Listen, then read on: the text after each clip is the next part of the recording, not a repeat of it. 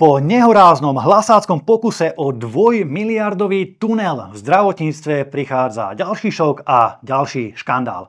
Viacerí z vás nám posielate podnety, že v ambulanciách začínajú pýtať 10, 20 a niekde dokonca aj 50 eurové poplatky za tzv. Administratívne služby. Takže tieto poplatky sa nám čoraz ďalej zhoršujú. Vláda nám už v minulosti sľúbila, že ukončí alebo urobí poriadok s poplatkami v zdravotníctve a namiesto toho sa venuje finančným skupinám. Presne tak. Ten tender na záchranky za 2 miliardy eur bol doslova a do písmena našitý v prospech finančných skupín a schránkových firiem, ktoré predtým nikdy v zdravotníctve nepodnikali alebo nepracovali.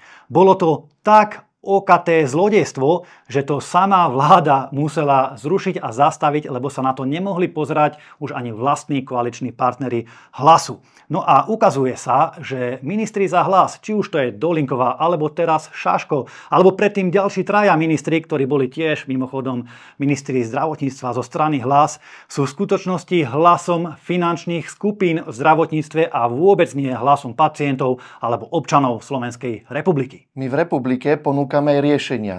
A tým je jedna štátna zdravotná poisťovňa, aby všetky odvody do zdravotného poistenia boli využité len a len na liečbu pacientov.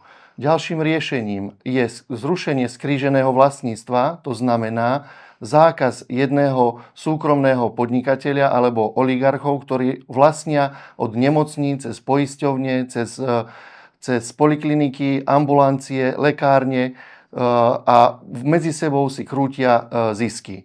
Ďalším riešením je zoštátnenie a zrušenie tendra na záchranky, pričom by sa vytvoril jeden silný systém záchranných zložiek medzi polície, záchranárov a hasičov. Jednoducho zdravotníctvo nesmie byť biznis, ale v prvom rade služba občanom.